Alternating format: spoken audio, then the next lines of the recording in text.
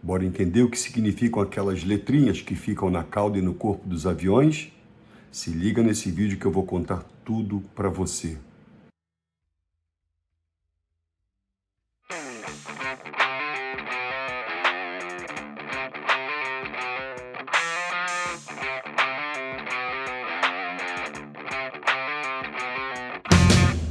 Aquelas letras significam o prefixo e a matrícula das aeronaves.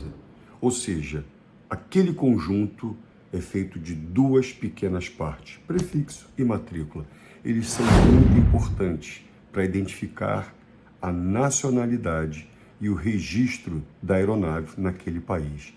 O padrão atual, o padrão que está em vigor, ele foi desenvolvido pela ICAO, que é a organização que cuida da aviação civil internacionalmente. Ela tem sede em Montreal, no Canadá, e faz parte da ONU, da Organização das Nações Unidas.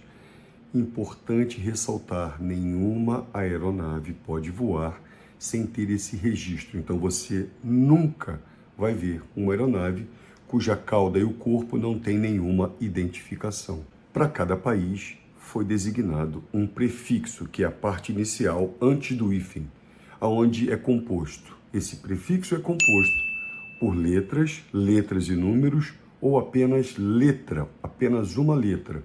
Em alguns casos separados pelo hífen, em alguns países eles não adotaram o hífen. No Brasil, a formação correta é sempre com duas letras, o hífen, e três letras, para você ter a identificação completa de uma aeronave. Essa é a marca de nacionalidade da aeronave. E como tudo tem uma regrinha, existem algumas letras que não são permitidas na composição do prefixo. Alguns exemplos. A primeira letra não pode ser Q, a segunda letra do prefixo não pode ser W, não podemos usar conjuntos de letras que tenham representação mundial tipo SOS. Outros exemplos são conjuntos de letras que identifiquem alguma parte de instrumentação de voo ou que representem fórmulas matemáticas, algumas designações muito conhecidas. Então essas aí não podem ser utilizadas. Casos interessantes que são proibidos são aqueles em que o prefixo e a matrícula, quando lidos ou mesmo na forma escrita, tem uma conotação pejorativa. Por exemplo, PU-TAS, não pode. PT-VTN, em função da conotação que o VTN tem.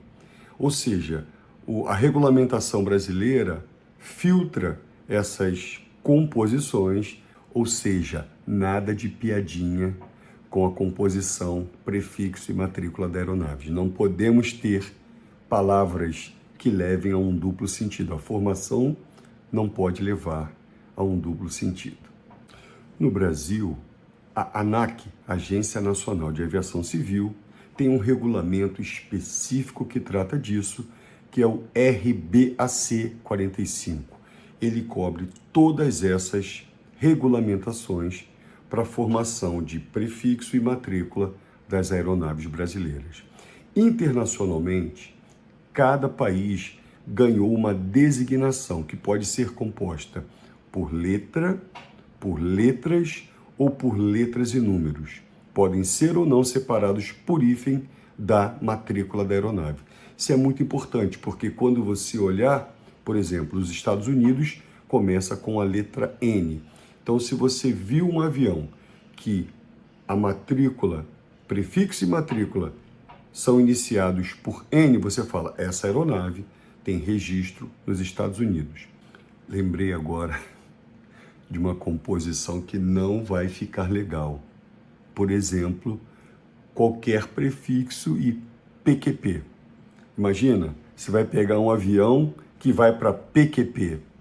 Não pode. Então, a regulamentação nacional faz o filtro e não permite que essas composições jocosas ou pejorativas sejam parte do registro das aeronaves. Para facilitar, eu vou colocar aqui, pequena listagem para você ver a composição do prefixo das aeronaves de vários países, só para você ter uma ideia. No Brasil, nós temos algumas composições de prefixo, que eu vou listar também aqui, mas eu vou falar sobre elas.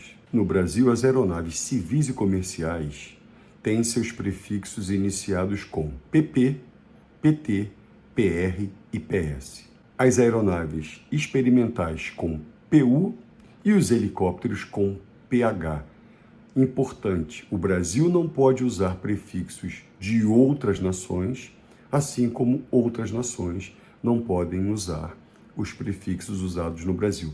Isso é uma regra da ICAO. Quero te lembrar que eu tenho um vídeo aqui no canal que fala da identificação das aeronaves militares, que é um pouquinho diferente da identificação das aeronaves privadas e comerciais aqui no Brasil. Então se liga, depois que você assistir esse vídeo, você vai lá e clica para entender também como funcionam as identificações das aeronaves militares. Não dá para falar de identificação de aeronaves sem pensar no alfabeto fonético ou alfabeto aeronáutico. Pô, Natão, o que é isso? Vou te explicar rapidamente.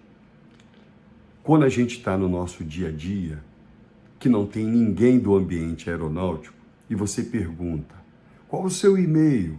Aí a pessoa fala, C de casa, A de amora, B de bola, A de amora, N de navio, A de amora, arroba, blá, blá, blá, blá, blá.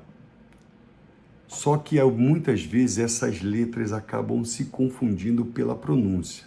Imagina o que acontece na aviação internacional. Imagine no mundo inteiro, um fala inglês, outro fala francês, outro fala russo, outro fala alemão, outro fala português, outro fala português de Portugal, vira uma salada.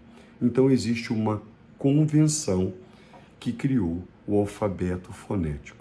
Esse alfabeto fonético tem uma leitura específica para cada uma das letras. Então, toda vez que você vê, por exemplo, uma pessoa do ambiente aeronáutico falando, por exemplo, qual é o seu e-mail, ela não vai falar desse jeito. C de casa, B de bola, D de dado, P de papai, M de mamãe. Ela vai utilizar o alfabeto fonético, que tem uma designação clara. Alfa, Bravo, Charlie, Delta, Echo e assim por diante. Eu vou deixar aqui também a lista de todas as letras e a sua representação do alfabeto fonético. Então, quando a gente olhar para o prefixo de uma aeronave nacional, PT, ABC, você vai ler Papa Tango, Alfa, Bravo, Charlie. Se você vir uma outra aeronave, PUNGF, você vai ler Papa Uniform November Golf Foxtrot. Pois é dessa forma que o mundo aeronáutico consegue pronunciar cada uma dessas letras com base no alfabeto fonético. Olha só, em 21 de fevereiro de 1956, depois de muito debate com outras organizações, adotou-se o alfabeto fonético da OTAN, que é esse que está em vigor até hoje, onde a gente lê Alfa, Bravo, Charlie, Delta, Echo e assim por diante. Tem muita história para trás, mas o mais importante é que, atualmente, a aviação internacional utiliza o alfabeto fonético ou alfabeto aeronáutico da OTAN. Não podemos confundir o alfabeto fonético da OTAN com o alfabeto fonético internacional. Pô, Natan, qual que é a diferença? Eu vou esclarecer para você. Abre o dicionário. Quando você está aprendendo uma nova língua, você vai ver que do lado da palavra que você quer saber o significado, tem ali a pronúncia, e são aquelas letrinhas diferentes que fazem parte desse alfabeto fonético internacional. Então, esse alfabeto fonético internacional tem uma outra finalidade, diferente do alfabeto fonético da OTAN. É para você aprender a ler uma palavra de uma outra nacionalidade. Beleza? Não confunda mais. Então é isso, agora você já sabe como se compõe a identificação das aeronaves nacionais, prefixo e matrícula. Você também já sabe sobre o alfabeto fonético da OTAN, alfabeto fonético aeronáutico, e você também sabe um pouquinho sobre o alfabeto fonético internacional e para que ele serve. Pratique. Quando estiver lá no saguão do aeroporto esperando o seu voo, dá uma olhadinha, dá uma sacada nesse vídeo e fala: opa, Papa Tango November Golf Foxtrot. Ok? Agora dá o like da amizade, clica, dá um joinha para mim e manda esse vídeo para outras pessoas que podem ganhar conhecimento sobre a identificação das aeronaves nacionais. Até a próxima!